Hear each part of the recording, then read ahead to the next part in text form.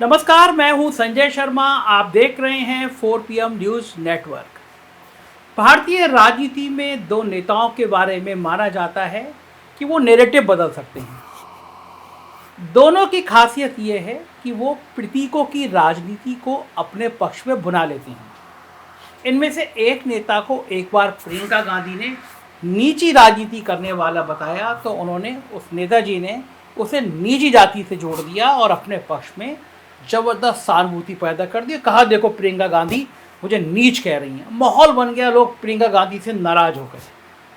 उन्हीं नेताजी को एक बार मणिशंकर अय्यर ने कांग्रेस मुख्यालय में चाय बेचने के लिए स्टॉल लगाने की जगह उपलब्ध कराने की बात कही तो उन्होंने उसे भी अपने फेवर में बना लिया और कहा कि क्या चाय वाला इंसान नहीं होता, और चाय एक ब्रांड बन गई। बिल्कुल सही समझे आप, मैं बात कर रहा हूँ प्रधानमंत्री नरेंद्र मोदी की।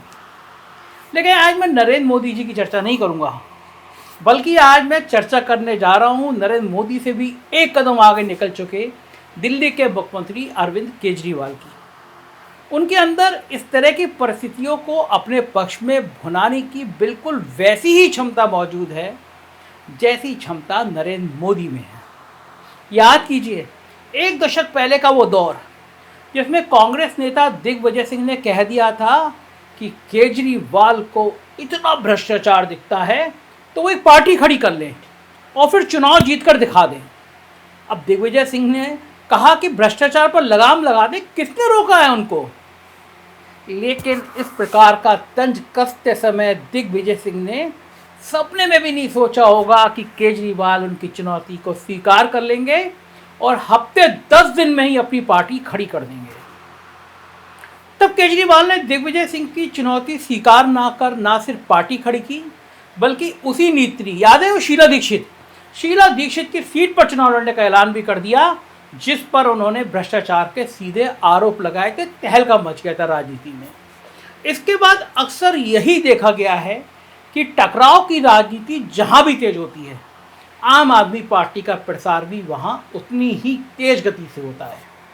याद कीजिए, 2015 से आज तक का दौर, कोई ऐसा महीना नहीं होगा जिसमें मोदी और अमित शाह की केंद्र सरकार और दिल्ली की सरकार आमने सामने ना आई हो। इसके बाद आम आदमी पार्टी दिल्ली सरकार के अधिकारों के मुद्दे पर न सिर्फ सुप्रीम कोर्ट में जीती, बल्कि राजनीतिक मोर्चे पर भी पंजाब जैसे राज्य में सरकार बनाई, गोवा के चुनाव में अपनी दमदार उपस्थिति दर्ज कराई और साथ ही सूरत समेत देश के कई म्यूनिसिपल इलेक्शन में भी अपनी जबरदस्त पहचान कराई, एहसास कराया मौजूदगी का। और अब केजरीवाल एंड कंपनी गुजरात और हिमाचल प्रदेश के चुनाव की मजबूत तैयारी में लगी हुई है।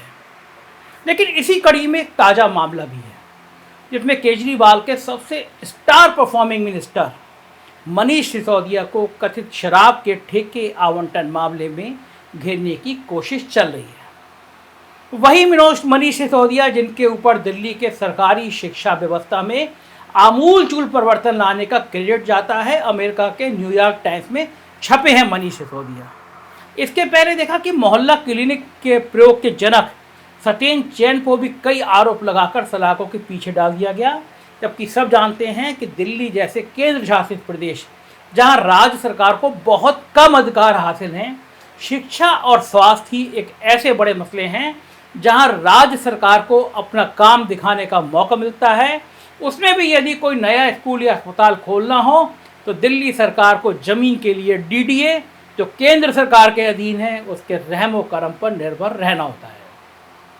लेकिन इसके बावजूद दिल्ली सरकार ने काफ़ी बेहतरीन काम किया है इन दोनों मुद्दों पर, इसमें कोई शक नहीं है। अब आज हम बात करेंगे अरविंद केजरीवाल के प्रशासनिक कौशल की नहीं, बल्कि राजनीतिक कौशल की, जिस दांव पेच के लिए वो हीरो बन गए हैं, जिसमें वे नरेंद्र मोदी के बरकस अचानक उनके बराबर खड़े नजर आते हैं।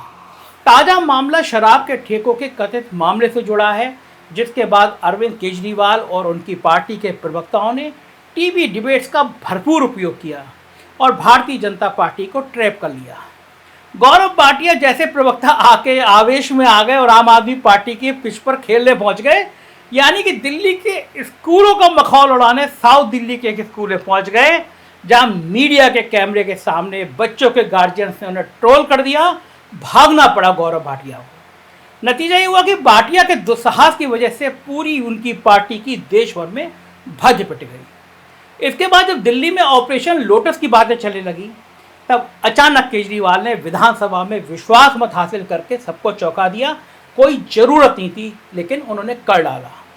दरअसल आम आदमी पार्टी की राजनीति को समझे बिना सिर्फ सीबीआई, ईडी या खरीद फरोख्त से मात देने की कोशिश करने वालों को राजनीतिक तौर पर नौसिखिया ही माना जाएगा। मजबूरी है कि ये वही केजरीवाल हैं जिन्होंने पार्टी बनाते इस वक्त अपने चुनाव चिन्ह के रूप में झाड़ू को स्वीकार करके खुद को सीधे समाज के सबसे निचले तबके से कनेक्ट कर लिया था। झाड़ू वाला केजरीवाल फेमस हो गया था। इस कदर कनेक्ट हुआ कि प्रधानमंत्री नरेंद्र मोदी को भी सिल्क का कुर्ता पहनकर वाल्मीकि बस्ती में झाड़ू उठाने पे मजबूर कर दिया केजरीवाल ने। जरा सोचिए, जिस आदमी ने दिग्विजय सिंह का चैलेंज स्वीकार कर लिया, शीला दीक्षित को हरा दिया, बनारस से सुप्रीम कोर्ट तक मोदी का मुकाबला किया, उस आदमी को सीबीआई और ईडी शराब और रेवड़ी के मुद्दे पर घेरने से आम आदमी पार्टी को ही फायदा होना है। और यही वो मूल तथ्य है जो भारतीय जनता पार्टी समझ नहीं पा रही है। भारतीय जनता पार्टी जितना सीबीआई का, जितना ईडी का, जितना खरीद फरोख्त का आम आदमी पार्टी के साथ खेलेगी, आम आदमी पार्टी उतनी ही बढ़त हासिल करती जाएगी। दरअसल सीबीआई के और ईडी के इस तरह के बेतहाशा प्रयोग से जो भारतीय जनता पार्टी का कैडर वोट है वो भी हैरान है। उसको भी लग रहा है ये डेमोक्रेसी में हो क्या रहा है। जहाँ पे विपक्ष की सरकारें हैं, जहाँ पे सरकारें गिरानी हैं, वहाँ पे आम आदमी पार्टी ने इतना ज़्यादा देश में हल्ला कर दिया कि भारतीय जनता पार्टी की सरकार को सबसे बड़ा काम केवल विधायकों को खरीदना और बेचना है। तो जाहिर है इस मुद्दे पे आम आदमी पार्टी को फायदा हो रहा है। भारतीय जनता पार्टी बैकफुट पे और गुजरात के चुनाव सिर पर हैं और भारतीय जनता पार्टी के लिए गुजरात का चुनाव जीने मरने का सवाल बना है। तो ऐसे में केजरीवाल से टकराना भारतीय जनता पार्टी को बहुत महंगा आने वाले दिनों में पड़ सकता है। 4 PM की निगाह रहेगी, हम बताते रहेंगे क्या है केजरीवाल की पॉलिटिक्स का सच और कैसे बीजेपी और केजरीवाल की जंग और बढ़ेगी। देखते रहिए 4 PM न्यूज़ नेटवर्क। यही चैनल है जो आपका अपना चैनल है, जो डंके की चोट पे सच बोलता है। Thank you.